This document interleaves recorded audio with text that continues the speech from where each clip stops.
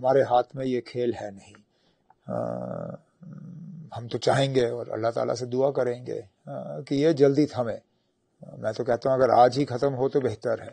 شروعات وہاں سے ہوئی، شروعات یہاں سے نہیں ہوئی. اگر پہلگام میں لوگوں کو اس طرح مارا نہیں گیا ہوتا یہ دن نہیں آتا. ہم بڑے آرام سے رہ رہے تھے. مجھے لگتا ہے جتنا سوچ سمجھ کے اس کا جواب دیا جا سکتا تھا دیا گیا. اب حالات زیادہ بگڑ نہ جائیں اس کے لیے ہم دعا کر سکتے ہیں. ہم نے پہلگام میں جو ہوا اس کا ہمیں ایک جواب دینا تھا. لیکن اب پاکستان تک ہے کہ وہ اس کو کتنا اچھالنا چاہتے ہیں. ہم میں سے کوئی جنگ نہیں چاہتا. ہم لوگ جو خاص کر جموں کشمیر میں رہتے ہیں کیونکہ اکثر بیشتر ہم نے دیکھا ہے چاہے وہ اس سے پہلے جو وار ہوئے ہوں یا کرگل ہوا ہو وہ کہیں نہ کہیں جموں کشمیر کو ہی ہٹ کر جاتا ہے.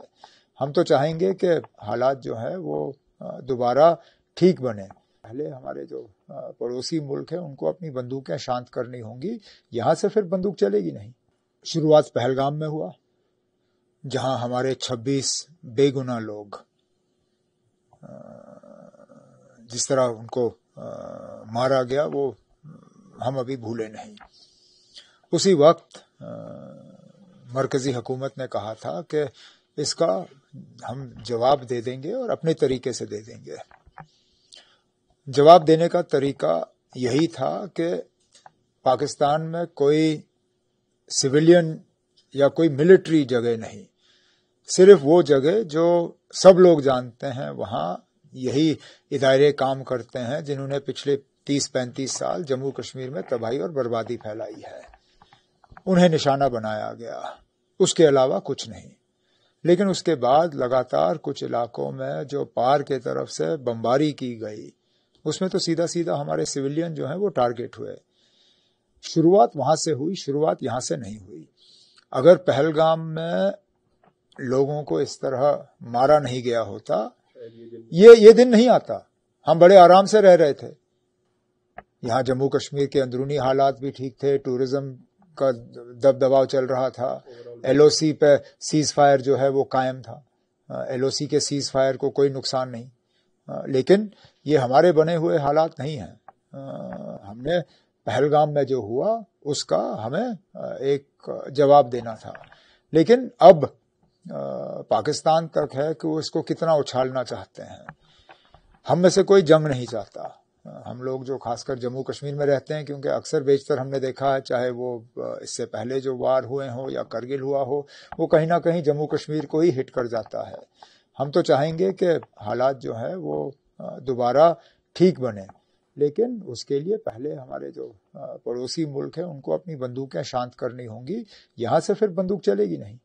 کیونکہ یہاں سے سننے میں آتا ہے یہاں ایک پلین بھی گوین پامپور میں بھی کریش ہوا تھا اس سائڈ کا.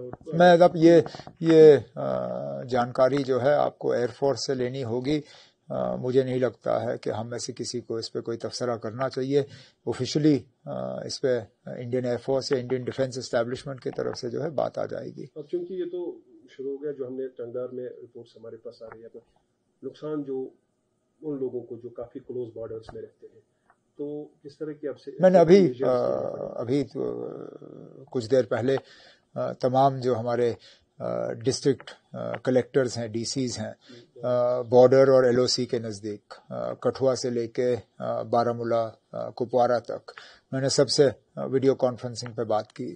یہاں تک کہ ڈی سی پونچھ بھی ویڈیو کانفرنس میں شامل ہو سکا، حالانکہ وہاں پہ ابھی بھی ان کے گھر کے نزدیک جو ہے شیلنگ چل رہی ہے.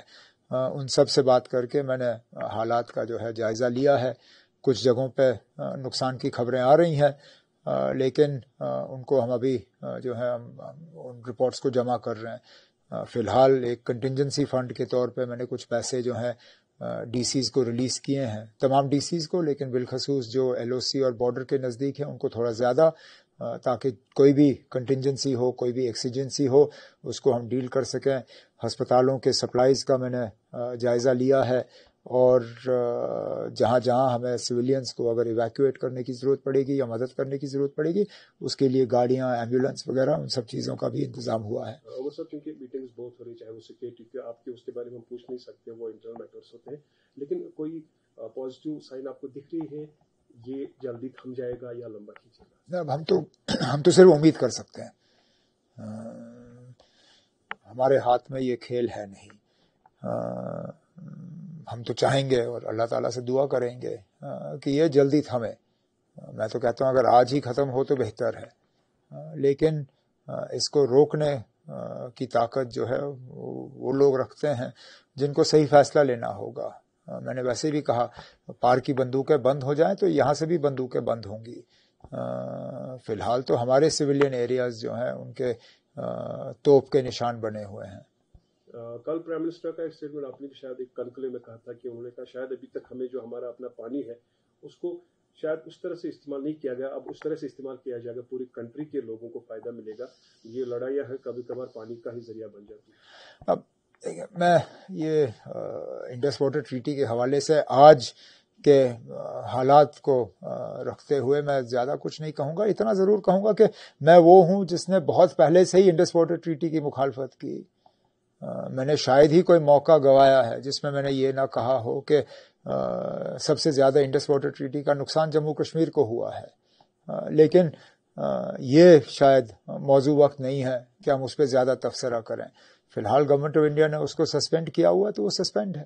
اگر دیکھا جائے کہ ویزیبل ایک چیز تھی کہ پاکستان کی اتنی کیپیبلٹی شاید نہیں تھی وہ اگینسٹ وار جائے انڈیا کے ساتھ، لیکن خدشات یہی بولے جاتے ہیں کہ چائنا کا اس میں کافی رول ہے.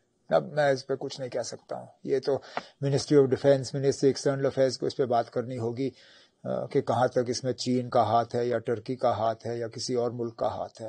میں جموں کشمیر کا وزیر اعلیٰ ہوں. میری ذمہ داری ہے کہ جموں کشمیر کے اندرونی حالات جو ہیں ٹھیک رہیں، یہاں کی جو سویلین پاپولیشن جو ہے ان کو کم سے کم تکلیف کا سامنا کرنا پڑے، ہمارے ہسپتال جو ہیں وہ ٹھیک سے کام کریں.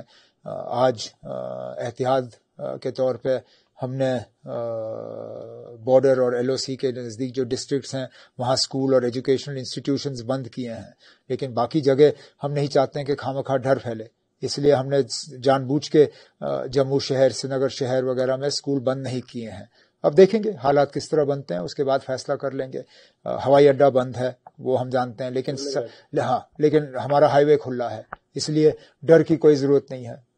لوگوں کو اچانک یہاں سے بھاگنے کی کوئی ضرورت نہیں ہے. یہ بھی خبریں آ رہی تھی کہ کچھ ٹورسٹ یہ کہہ رہے ہیں کہ ہوائی اڈہ بند ہو گیا، ہم کیسے بھاگ سکتے ہیں. میری تو ان سے یہی گزارش ہوگی کہ بھاگنے کی ضرورت نہیں ہے. فی الحال تھوڑا سا صبر کریے. میں دفتر میں بیٹھا ہوں، ہمارے سری نگر شہر، جموں شہر کی اسکولیں جو ہیں وہ کھلے ہیں، بازار کھلے ہیں. یہاں لوگ اپنے گھروں میں سہمے ہوئے بیٹھے نہیں ہیں. فی الحال ڈرنے کی ضرورت نہیں ہے. اگر خدا نخواستہ حالات جو ہیں وہ اس طرح کی کروٹ لیں کہ ہمیں اس کے بارے میں کچھ اور سوچنا ہوگا تو میں پہلا وہ شخص ہوں جو ان کو کہے گا کہ شاید یہ موضوع وقت نہیں ہے ان کا یہاں رہنے کا، لیکن وہ نوبت نہیں آئی ہے. تو چونکہ جیسا آپ نے خود کہا امید کریں گے اچھا ہی ہو.